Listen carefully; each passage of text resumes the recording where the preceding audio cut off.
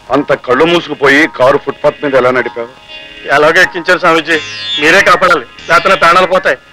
మేము హెల్ప్ చేయగలమని నీకెవరు చెప్పారయ్యా? బంగారు జురికమ్మ కలిసి ఉన్నట్టు కదండి, మీరే రక్షించారట, ఆయన చెప్పాడండి. సరే, సాయం సంగతి చెప్పాడు, మరి దక్షిణలో గట్రా ఉంటాయి వాటి సంగతి కూడా చెప్పాడు. ఆయన చెప్పాడండి, ఎంతైనా పర్వాలేదండి. పర్వాలేదు కదా, ఉండు.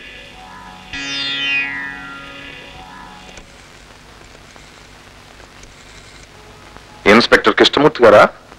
భానుజీ హియర్. మనం అర్జెంటుగా ఆశ్రమంలో కలుసుకోవాలి. Doctor, your presence is urgently required. Hello sister, Bhanuji here. నీ ప్రెజెన్స్ ఆశ్రమంలో చాలా అవసరం. నమస్కారం అండి. ఓ సుఖీ భవ. జరిగిందేమిటో ఈ పాటికి మీకు తెలిసే ఉంటుంది. ఇదే చిన్న విషయం కాదు. కారా అక్కడ ఉండిపోయింది, ఇతని బూటా అతనికి దొరికిపోయింది. మరి ఈ భీమరాజును అతను గుర్తు పట్టేశాడు కనుక ఈ భీమరాజు ఎట్టి పరిస్థితుల్లోనూ తప్పించుకోలేడు. ఒకవేళ తప్పించుకోవడమే జరిగితే అది ఏదో మహామాయ జరిగినట్టు జరిగిపోవాలి. అది నీ వల్ల జరగాలి లేదా నా వల్ల జరగాలి.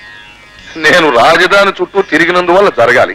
మరి దాని ఖర్చు 1 లక్ష కావచ్చు, 10 లక్షలు కావచ్చు. నువ్వు తట్టుకోగలవా?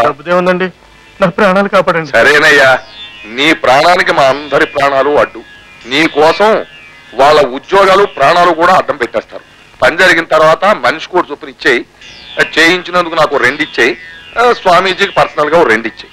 మరి ఈ ఆశ్రమాన్నంతా అభివృద్ధి పరచాలిగా? దానికో 2 ఇచ్చేస్తాడు.